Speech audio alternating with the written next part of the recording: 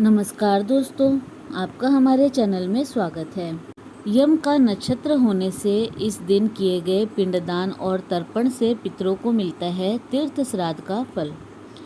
दोस्तों, हर साल पितृपक्ष में अलग अलग तिथियों के साथ बनता है भरणी नक्षत्र का संयोग। इस बार चतुर्थी पर बन रहा है ये योग।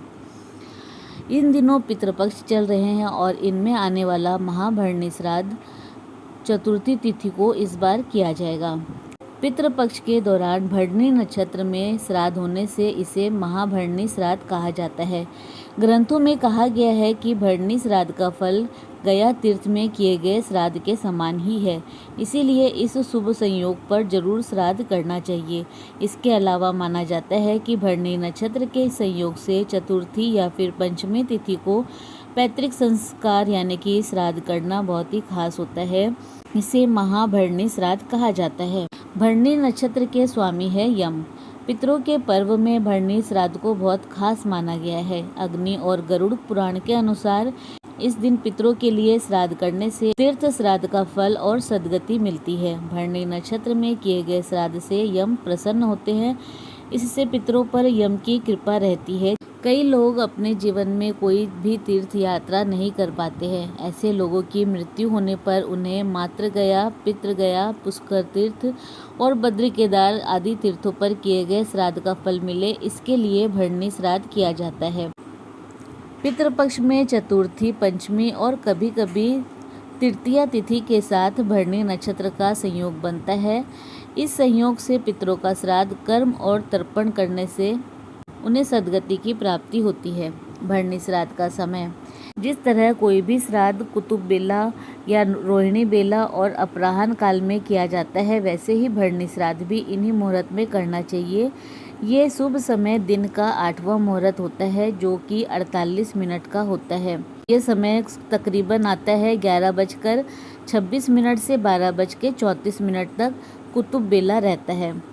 इस बार शुक्रवार को भरणी नक्षत्र सुबह 9 बजे से शुरू होगा और अगले दिन यानी कि 25 सितंबर को सुबह तकरीबन 11:30 बजे तक रहेगा।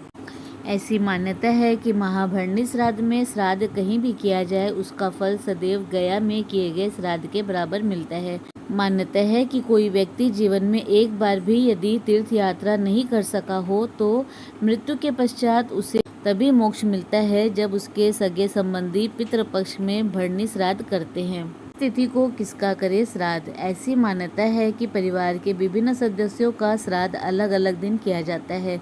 पिता का श्राद्ध सदैव अष्टमी तिथि को और माता का नवमी तिथि को करना चाहिए। साथ ही जिन व्यक्तियों की अकाल मृत्यु होती है उनका श्राद्ध चतुर्दशी को होता है। जिनकी मृत्यु अविवाहित रहते हो जाती है उनका श्राद्ध पंचमी तिथि को होता है या फिर महाभरणी को करना चाहिए।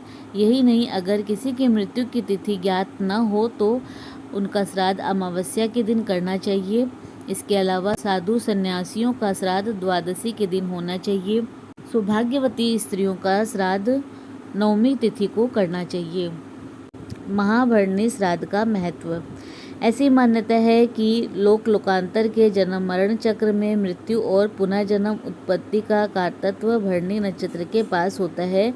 इसीलिए भरणी नक्षत्र के दिन श्राद्ध करने से पितरों को सद्गति की प्राप्ति होती है। जो भी व्यक्ति भरणी नक्षत्र में श्राद्ध करता है, श्राद्धकर्ता को उत्तम आयु की प्राप्ति होती है। साथ ही भरणी नक्षत्र में ब्राह्मण को तिल और गाय देने से सद्गति मिलती है और कष्ट नहीं भोगना पड़ता है।